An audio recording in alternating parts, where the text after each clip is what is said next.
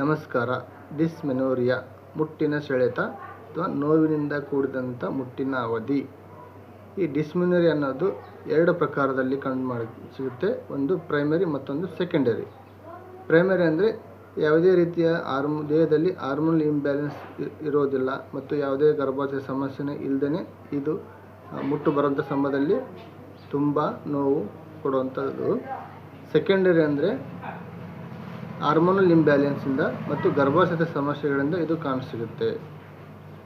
ಈ ಡಿಸ್ಮೆನೋರಿಯಾಕ್ಕೆ ಮುಖ್ಯ ಕಾರಣಗಳು ಏನಪ್ಪ ಅಂತಂದರೆ, ಒಂದು ವಂಶ ಪಾರಂಪರಿಕವಾಗಿ ನೋಡ್ಬೋದು. ಎರಡನೇದು ಅತಿ ಚಿಕ್ಕ ವಯಸ್ಸಿನಲ್ಲಿ ಮುಟ್ಟಿನ ಪ್ರಾರಂಭ ಮತ್ತು ನಮ್ಮ ದಿನಚರಿ. ಈ ಪ್ರೈಮರಿ ಡಿಸ್ಮೆನೋರಿಯಾದಲ್ಲಿ ನಾವು ಶಾಶ್ವತ ಪರಿಹಾರ ಅಂತಂದರೆ, ಇದು ಶಾಶ್ವತ ಪರಿಹಾರಕ್ಕಾಗಿ ನಾವು ಮದುವೆ ಆದ ನಂತರ ನಾರ್ಮಲ್ ಡೆಲಿವರಿ ಆದರೆ ಇದಕ್ಕೆ ಶಾಶ್ವತ ಪರಿಹಾರ ಕಾಣಸಿಗುತ್ತೆ. ಮತ್ತು ನಾವು ಇದಕ್ಕೆ ಸಾಮಾನ್ಯವಾಗಿ ಇದನ್ನು ನಾವು ತಡೆಗಟ್ಟಕೋಬೇಕಂತಂದರೆ ಈ ನಮ್ಮ ಹೋಮಿಯೋಪತಿಯಲ್ಲಿ ಒಂದು ಅಬ್ರಮೊರೆಡಿಕ್ಸ್ ಅನ್ನೋ ಔಷಧವನ್ನು ನಾವು ತಗೊಳ್ಬೋದು.